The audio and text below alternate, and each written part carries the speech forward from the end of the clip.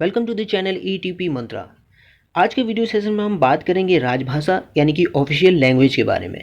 हिंदी के अंतर्गत हमने ये टॉपिक लिया हुआ है, तो जानेंगे क्या हिंदी को भी राजभाषा बोलते हैं क्या हमारे संविधान में हिंदी के लिए कि वो राजभाषा है ऐसा कुछ उल्लेख मिलता है। सारी बातें यहाँ पे कवर करेंगे, लेकिन सबसे पहले ये जो क्वेश्चन हमारे माइंड में आता है वो ये आता है कि ये राजभाषा कहते किसको है। तो देखिए, एक पॉइंट जो मैंने यहाँ पे मेंशन किया हुआ है वो क्या है कि वह भाषा जो किसी भी देश या राष्ट्र द्वारा राजकीय कामकाज या सरकारी कामकाज में कामकाज के उपयोग में लाई जाती है ना, उसको हम राजभाषा कहते हैं। ठीक हो गया। अब क्या हिंदी को राजभाषा कहते हैं? नेक्स्ट पॉइंट देखिए, नेक्स्ट पॉइंट जो है वो है 14 सितंबर 1949 को हिंदी को भारत की राजभाषा के रूप में स्वीकार किया गया, जिसकी व्याख्या हमें संविधान में मिलती है। तो ये एग्जैक्टली ये वही डेट है। देखिए 1949 26 नवंबर 1949 को हमारा संविधान एक तरीके से अस्तित्व में आया था। हम कहेंगे कि संविधान पारित हुआ था 26 नवंबर 1949 को। हाँ, वो लागू हुआ था 26 जनवरी 1950 को। तब से लेके जो है 26 जनवरी को हम गणतंत्र दिवस के रूप में मनाते आ रहे हैं। ठीक है। और 14 सितंबर 1949 को हिंदी को हमने भारत की राजभाषा के रूप में स्वीकारा, तो तभी से जो है 14 सितंबर को जो है हम हिंदी दिवस भी मनाते हैं। तो ये बहुत इंपॉर्टेंट डेट है, इसको बिल्कुल ध्यान में रखेंगे। नेक्स्ट देखिए, अब हमने कहा कि संविधान में जो है व्याख्या है हिंदी की एज ए राजभाषा। अब देखिए राजभाषा से रिलेटेड क्या क्या वो चीज़ें हमें संविधान में कैसे प्राप्त होती हैं। देखिए 17वें भाग में संविधान के अनुच्छेद 343 से 351 राजभाषा से ही संबंधित है। ठीक है। वर्तमान में संविधान की 8वीं अनुसूची में जो है 22 भाषाएं वर्णित है। ये ठीक है, 22 भाषाएं, राइट। कहने का मतलब हिंदी ही नहीं, हिंदी के साथ साथ 21 और भाषाएं हैं जिनको जो है राजभाषा का दर्जा प्राप्त है। बिल्कुल होगा, क्योंकि भारत जो है विविधताओं का देश है। इसमें तो कई प्रकार की जो है भाषा बोलने वाले लोग रहते हैं, है ना। तो इस तरीके से हिंदी ही नहीं, हिंदी के साथ साथ या टोटल हम कहें तो 22 यानी कि 22 भाषाएं ऐसी हैं जो 8वीं अनुसूची में इनका उल्लेख मिलता है। सारी की सारी भाषाओं का उल्लेख हमें मिलता है। ठीक है। और राजभाषा से संबंधित जो प्रावधान, जो उपबंध हैं, वो अनुच्छेद 343 से 351 17वें भाग में है। ठीक हो गया। तो ये पॉइंट सारे मेंशन यहाँ पे करते हुए चल रहे हैं। और राजभाषा को देखिए, तो राजभाषा के बारे में जो संविधान में हमें जो जानकारी मिलती है वो ये कि संविधान के 17वें भाग से रिलेटेड राजभाषा है। अनुच्छेद 343 से 351 सारे के सारे किससे रिलेटेड? राजभाषा से ही है। और 8वीं अनुसूची हमें राजभाषा की ही मिलती है। ठीक हो गया। अब देखिए संविधान में ये सब जो है इस तरीके से 4 टाइप्स में कैटेगराइज्ड है पूरी राजभाषा को। देखिए कैसे: संघ की भाषा, क्षेत्र की भाषा, क्षेत्रीय भाषा, एचसी या एससी की भाषा, हाई कोर्ट या सुप्रीम कोर्ट की भाषा, और भाषा के लिए विशेष विनिर्देश। यहाँ पे इस तरीके से 4 पार्ट्स में ये सारी चीज़ें जो राजभाषा में ना, राजभाषा के 17वें भाग में अनुच्छेद इतने से इतने तक जितनी भी अनुसूचियाँ, ये सब ओवरऑल 4 टाइप्स में कैटेगराइज्ड हैं। 4 तरीके की बातें भाषा से, राजभाषा से रिलेटेड की गई हैं। कि संघ यानी कि संघ मतलब केंद्र। ठीक है। देखिए संविधान में केंद्र या फिर केंद्र सरकार इस तरीके के शब्दों का प्रयोग आपको नहीं मिलेगा, इसके बजाय आपको संघ मिलेगा। तो संघ यानी कि सेंटर की बात हो रही है। ठीक हो गया। केंद्र की बात हो रही है। तो संघ की क्या भाषा होगी ये। इसी तरह एक और टाइप बना दिया, क्षेत्रीय भाषाएं के बारे में क्या क्या यहाँ पर उपबंध होंगे। ठीक है। हाई कोर्ट और सुप्रीम कोर्ट की भाषा क्या होगी, है ना, उनका प्रोसीजर वगैरह जो होता है वो किस तरीके से होगा, और इसके लिए विशेष विनिर्देश क्या है। तो ये सारी चीज़ें इस तरीके से यहाँ पर कैटेगराइज्ड हैं 4 पार्ट में। ओवरऑल जब संविधान की बात कर रहे हैं तो देखिए संविधान की जो बुक है इसके बारे में बात कर लेते हैं। इसके अंतर्गत क्या क्या है। कुल आर्टिकल यानी कि जो अनुच्छेद हैं वो 395 हैं। कुल भाग पार्ट्स यहाँ पे 25 पार्ट्स में विभाजित है हमारी ये संविधान की किताब। ठीक हो गया। कुल अनुसूचियाँ यहाँ पे जो है शेड्यूल्स आपको मिलेंगे 12। ओके, अनुच्छेद को समझ लेते हैं। देखिए अनुच्छेद होते हैं पॉइंट्स। अब जब हमारे संविधान को, भारत का सबसे बड़ा संविधान, ठीक है, जब सबसे बड़े संविधान को लिखा गया तो इसको जो है एक समरी के तरह नहीं लिखा गया, यानी कि स्टोरी की तरह, एक कहानी की तरह इसको ऐसे नहीं लिखा गया। ठीक है। तो इसको इसके बजाय बाय पॉइंट्स यहाँ पे जो है चीज़ों को मेंशन करते हुए चले गए। अब जैसे राजभाषा के बारे में सपोज हमें जानना है, अगर कहानी की तरह लिखा रहता तो हम कैसे ढूंढते रहते हर एक पेज में, है ना, तो वो थोड़ा अजीब सा हो जाता है। इसलिए by points, point to point यहाँ पे चीज़ें लिखी गई हैं। आपको अनुच्छेद 343, 351 बिल्कुल राजभाषा से ही चीज़ें वहाँ पर मिलेंगी। तो इस तरीके से कुल ओवरऑल जो अनुच्छेद आपको मिलेंगे 395 मिलेंगे। अब देखिए कई बार संशोधन होते गए तो कुछ और बातें हमें जोड़नी पड़ी अपने संविधान की। ठीक है, किताब में जो है हमारे संविधान में कुछ बातें और जोड़नी पड़ी। तो यस, तो जिस तरीके से अब सपोज कर लेते हैं, ठीक है, एक है 350 350 आर्टिकल जो कि राजभाषा से संबंधित है, तो उसमें संशोधन हुआ। तो ठीक है, तो 350 में जो है संशोधन होने के बाद उसमें 350A एक नई बात जोड़ दी गई और दूसरी बात यहाँ पे 350B, इस तरीके से। तो हम अगर संशोधित करेंगे तो जो अनुच्छेद होंगे उनकी जो कैलकुलेशन है उसमें जो है चेंज नहीं होगा, उसकी काउंटिंग में चेंज नहीं होगा, वो 395 ही रहेंगे। ठीक है, हम जो है आर्टिकल्स के सब आर्टिकल्स बना देंगे। तो जिस तरीके से मैंने आपको एग्जांपल बताया है ना, 350 A कर दिया, 350B कर दिया, है ना। तो 350 की जगह वो 351 352 नहीं होगा ऐसे, तो 350A रख देंगे, उसे 350B रख देंगे, इस तरीके से। तो 395 होते हैं। तो 25 भागों में विभाजित है और साथ ही साथ अनुसूचियाँ यानी कि एक तरीके से हम कहेंगे तालिकाएँ, ठीक है, यानी कि टेबल्स, लिस्ट वगैरह यहाँ पे जो है 12 हैं, और जिसमें से 8वीं जो हमें मिलती है उसमें सारी की सारी भाषाओं के बारे में है, कब क्या कैसे क्या, वो सारी चीज़ें सारी भाषाओं से रिलेटेड एक टेबल आपको प्रोवाइड करवा दी जाएगी। तो इस तरीके से 12 अनुसूचियाँ। तो 8वीं किससे रिलेटेड है? राजभाषा से है। तो ये मोटी मोटी छोटी छोटी मोटी मोटी बातें हैं जो आपको बिल्कुल पता होनी चाहिए और एक तरीके से रिवाइज भी होंगी चीज़ें। नेक्स्ट देखिए, अब मैंने कहा कि 8वीं अनुसूची जो है राजभाषा से संबंधित है। तो इस तरीके से जो संविधान की टोटल जो अनुसूचियाँ हैं वो कितनी हैं, तो बाय ट्रिक हम इसे कैसे ध्यान में रखेंगे, देखिए। तो इसको इस तरह से बोलिए, एसपी ले शपथ जा राज्यसभा, देख अनुजन की शक्ति और भाषा, होता वहां भी संपत्ति बदल बदल, तो क्या इन पंचायत और नगर पालिका।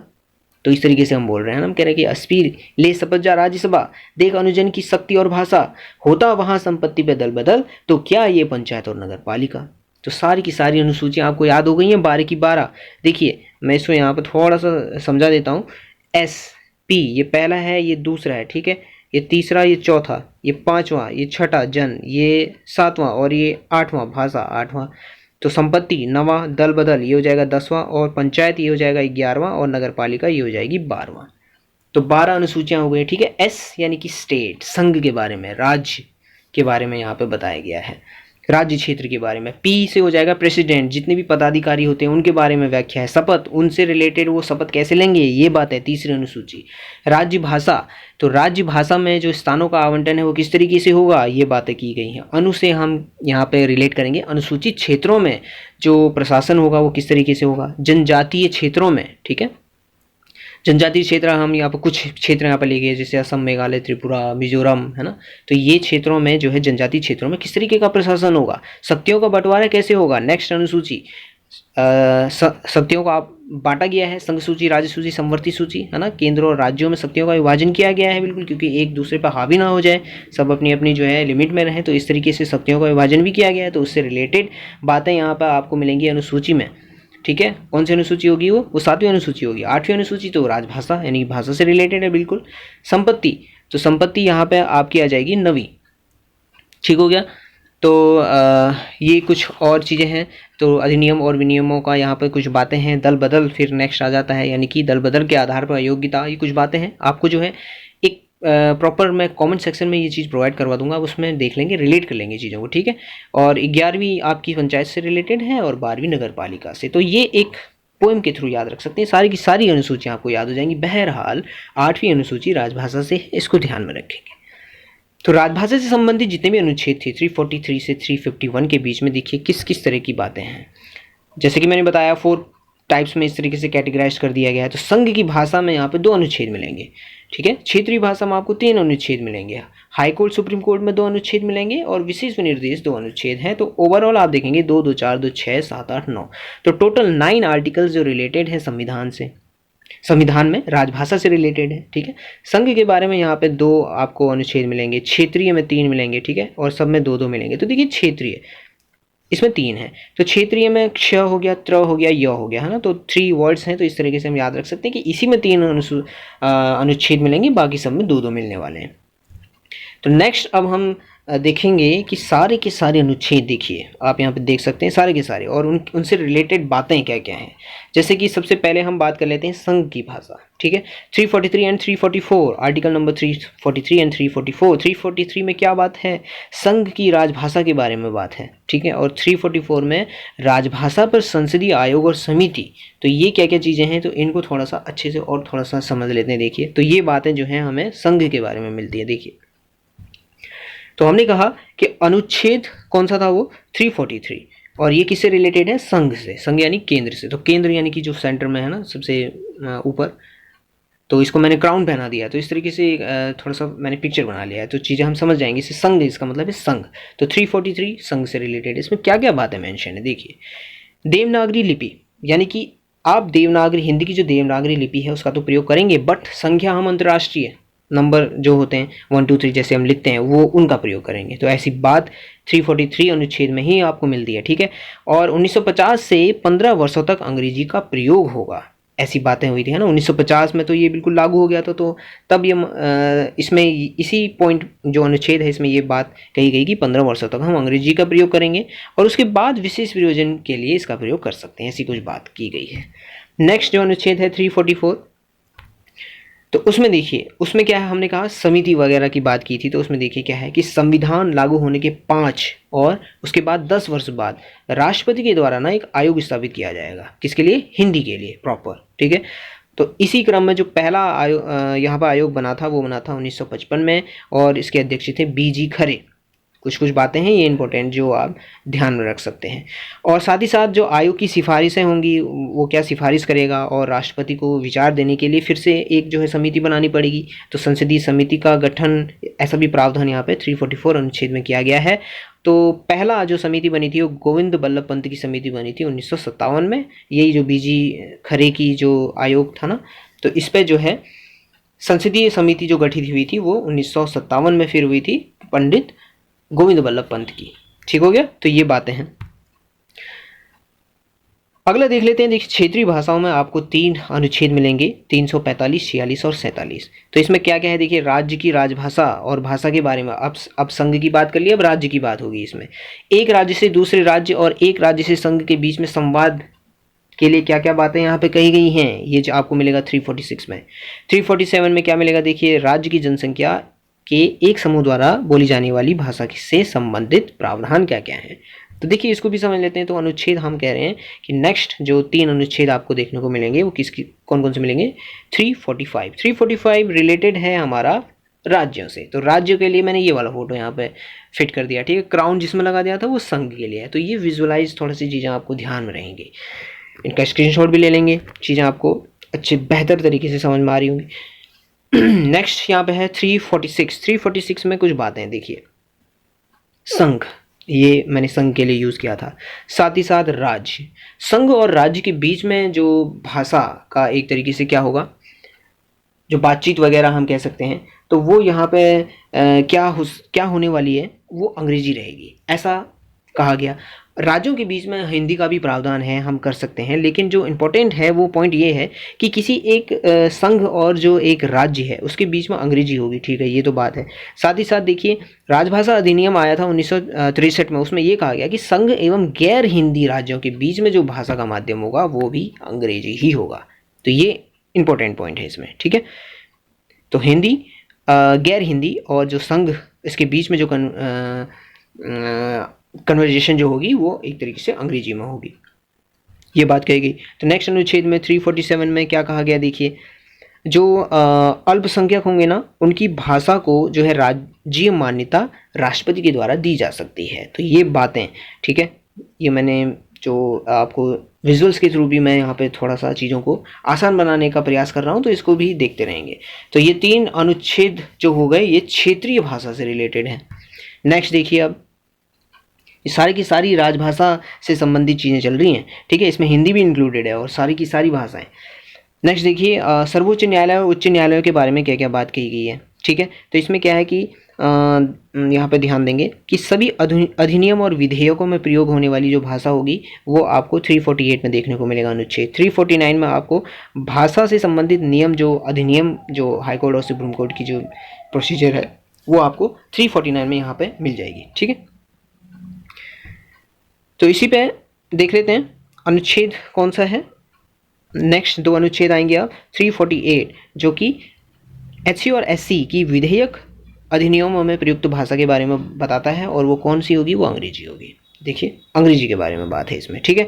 349 में यहाँ पे कहा गया कि भाषा के लिए जो कुछ नियम है वो किस तरीके से अधिनियमित किए जाएंगे, तो उसकी कुछ जो उपबंध होंगे, जो रूल्स वगैरह होंगे, वो 349 में इसके बारे में विस्तृत व्याख्या आपको वहाँ पर मिलेगी। नेक्स्ट देख लेते हैं, उसके बाद यहाँ पर आएगा विशेष विनिर्देश। यहाँ पे इसी यहीं पर देख लेते हैं सारी चीज़ें। देखिए 350 में शिकायत निवारण में प्रतिनिधित्व के लिए प्रयुक्त भाषा। कहने का मतलब क्या है, देखिए किसी पीड़ित के अभ्यावेदन को, ठीक है, आप इस आधार पर अस्वीकार नहीं कर सकते कि वो जो है उस राजभाषा में नहीं है, ऐसा आप बिल्कुल नहीं कर सकते, उसकी बात को आपको सुनना पड़ेगा, ठीक है। तो ये बात की गई। और साथ ही साथ देखिए मैंने बताया था ना, एक एग्जांपल दिया था, जैसे 350 इसमें कुछ संशोधन करने के बाद 350A और 350B दो और अनुच्छेद को यहाँ पे मेंशन कर दिया है। तो इसमें क्या क्या मेंशन किया है, देखिए प्राथमिक स्तर पर मातृभाषा में शिक्षण के लिए सुविधाएं आपको 350A में मिलेगी, इंपॉर्टेंट है। भाषाई अल्पसंख्यकों के लिए विशेष पदाधिकारी राष्ट्रपति नियुक्त कर सकता है, बिल्कुल ये 350B में अनुच्छेद में इसकी व्याख्या मिलती है आपको, ठीक है। साथ ही साथ जो सबसे इंपॉर्टेंट है वो लास्ट वाला अनुच्छेद है, वो है 351, यानी कि हिंदी भाषा के विकास के लिए खास विनिर्देश जो आपको मिलेंगे देखने को, वो 351 आर्टिकल में मिलेंगे, ठीक है। इसके बारे में चर्चा कर लेते हैं। देखिए 351 अपने आप में इंपॉर्टेंट अनुच्छेद है, कई बार एग्जाम में आता है, तो ठीक है। इसमें हिंदी भाषा के विकास के लिए बातें की गई कि हिंदी भाषा का जोर शोर से विकास होगा, बिल्कुल होना चाहिए, केवल पर्टिकुलर हिंदी के लिए कही गई है, ठीक है। तो इसमें केंद्र को कर्तव्य दिए गए हैं। केंद्र द्वारा 8वीं अनुसूची में जो 22 वर्णित भाषाएं हैं, ठीक है, हिंदी के अलावा जो टोटल ओवरऑल जो 22 वर्णित भाषाएं हैं, तो इनको आत्मसात करना कि केंद्र की ड्यूटी है। साथ ही साथ इनमें से कुछ शब्द लेके हिंदी को समृद्ध करना है, तो ये बात है, ताकि भारत की मिश्रित संस्कृति के सभी तत्वों के लिए अभिव्यक्ति के माध्यम के रूप में यह कार्य कर सके। तो ये कुछ बातें हैं, आप इसको ध्यान में रखेंगे। बहरहाल जो इम्पोर्टेंट यही है कि हिंदी भाषा के विकास के बारे में आपको जो बात देखने को मिलती है वो कौन से अनुच्छेद में मिलती है, तो वो मिलती है 351, ठीक हो गया। तो ये सारे के सारे अनुच्छेद हैं और उनसे रिलेटेड विषय वस्तुएं हैं, ये सारी यहाँ पे आप देख लेंगे बिल्कुल। 8वीं अनुसूची में जो वर्णित भाषाएं हैं, अब ओवरऑल जो 22 लैंग्वेजेस हैं उनके बारे में चर्चा कर लेते हैं।